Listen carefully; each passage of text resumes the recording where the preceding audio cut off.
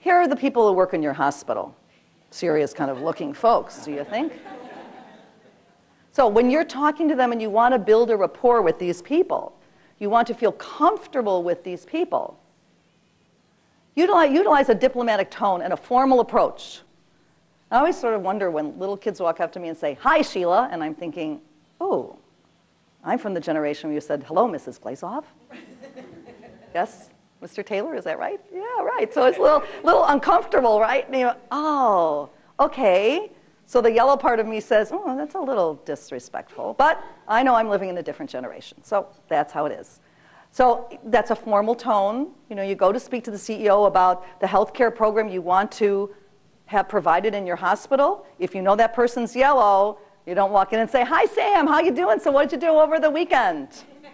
That's not going to work, right? So you're going to talk to that person, Mr. or Mrs., be formal, have a plan, so you build a rapport so they feel comfortable with you, and you're speaking their language. You know, you want to speak fluent brain color. Even though they may not know the brain colors, you know how to speak to them and build a healthy rapport with them. Blue people, use a cooperative tone and a friendly approach. Be a little more informal. You want to get invited to those meetings. We were talking about this, the leadership program yesterday. Being invited to those meetings, being part of what's going on in the hospital, especially for them to know you are there. You're such an important part of keeping everybody healthy.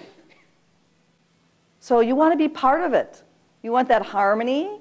You want to be in the group. So you want to tell them about all your attributes and abilities. You want to be that communicator in a very friendly tone and make them feel comfortable with you, that you want to collaborate with them. You want to be cooperative. How can you make things better in your hospital?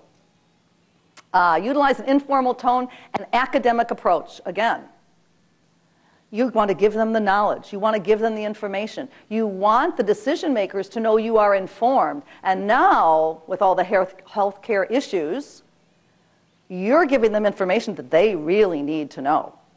So you are the come-to person. And whether you are green or not, in these areas, especially with all the influenza and the things we're worried about in today's world, you are all green. They're looking at you as the green brainers because you are that walking encyclopedia about health care. So that's the academic approach you can give to people because you are knowledgeable. Even if you aren't green and it isn't your top number, it isn't number 4 for you, you still have all that knowledge that they need. So give that to them appropriately, and you're going to inform them. They will be very grateful for your green attributes and abilities. Okay. Use an encouraging tone and relaxed approach.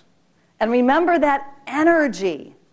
You want them to be excited that you are in the hospital. You don't want them to forget about that you're there doing the wonderful things that you do to keep people healthy, that you are that green resource for the hospital, that you do have a plan, that you do have the information, that you are caring and nurturing. You want to stand out. You want to be that exclamation point.